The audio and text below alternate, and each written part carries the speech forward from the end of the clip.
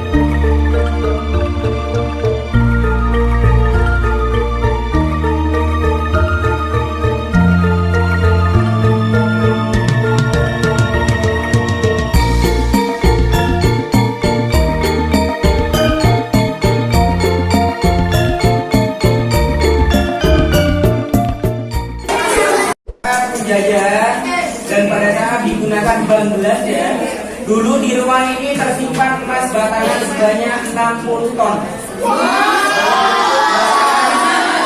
Dalam keadaan seperti ini ya.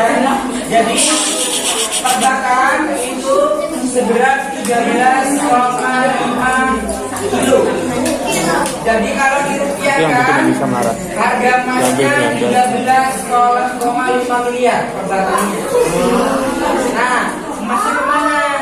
Jadi pada saat Jepang masuk ke Indonesia, akhirnya emas tersebut diungsikan oleh Belanda ke 3 negara, Afrika Selatan, Amerika Serikat, dan Australia. Jadi diatur pakai kapal laut ya, sehingga Jepang sehingga ya Belanda menjadi amarah Jepang. Kemana emasnya kalau tidak ada?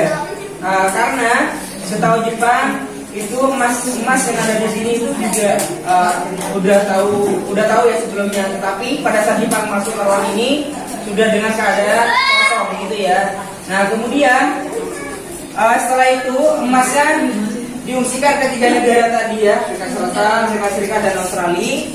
Dan dari sejarahnya emas tersebut tidak pernah kembali ke Indonesia ya. Itu merupakan hasil kekayaan alam Indonesia. Oke, jadi ada semua emas yang ada yang kita display di sini ya. Ini semuanya replika, bukan asli, tetapi ini palsu gitu ya. Tetapi emasnya apakah ada yang asli? Ada. Jadi di kantor Bank Indonesia di Jakarta itu ada. Namanya itu disebut cadangan devisa negara. Karena nanti kalau misalnya kita suatu saat krisis ekonomi, kita juga mempunyai cadangan devisa ini. Itu dalam bentuk emas. Seperti adik-adiknya kalau misalnya punya perhiasan gitu ya, kalau nggak punya uang kan punya aset emas itu ya, sama seperti ini ya. Paham? Oke. Adik-adiknya ini berlaku seperti yang di uang ya. Jadi nggak boleh disentuh, cukup dilihat. Paham? Karena ini kayaknya ini juga cukup tajam ya, berarti nanti kena tangannya luka gitu ya. Jadi cukup dilihat saja. Paham ya? Yang tertib, oke. Nanti setelah ini kita bisa melihat mesin-mesin operasional Bank Indonesia. Kita berdiri untuk melihat emas.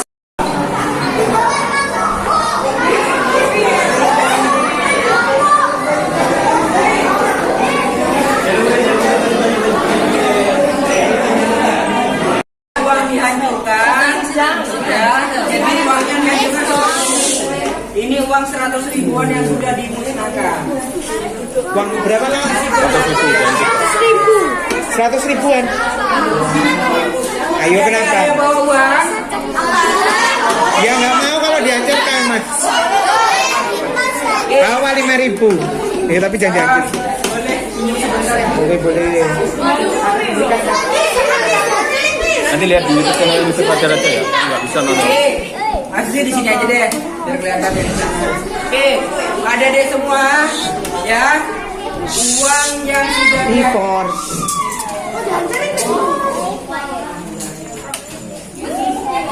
Jadi ini uang yang sudah dimusnahkan ya, ada deh ya. Wah. 100 ribuan nih. Jadi kecil sekali ya, kayak Uang serbuk. Jadi ini ya, ada deh semua ya. Kenapa uang dihancurkan? Karena uang yang sudah tidak layak edar. Contohnya seperti apa, Mas Rizky? Contohnya itu uang yang sudah lusuh, uang yang sudah sobek. Misalkan masuk di Bank Indonesia, itu wajib dimusnahkan. Supaya uang kita tidak dihancurkan, kita harus menjaga uang kita dengan baik dengan cara 5 jangan. Yang pertama, uang kita jangan dilipat. Ya.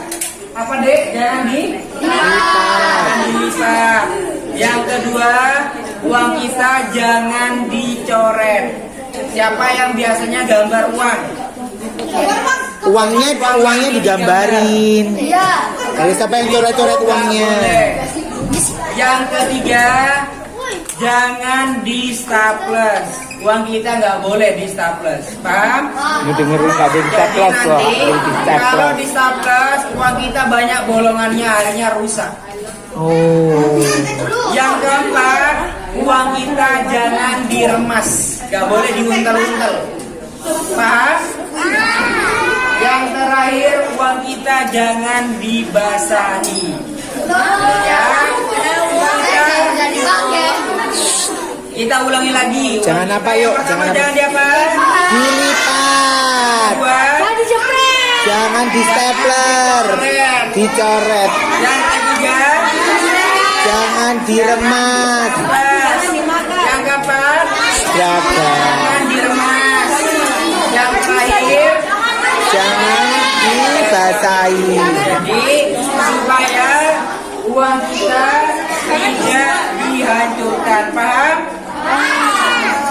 Oke, semuanya pintar. Semoga nanti setelah berkunjung dari sini, adik-adik sudah paham dan tidak melanggar apa yang sudah disampaikan Mas Rizky, paham? Oke, Ibu izin. Dek, Karena cinta. Kamu cinta apa?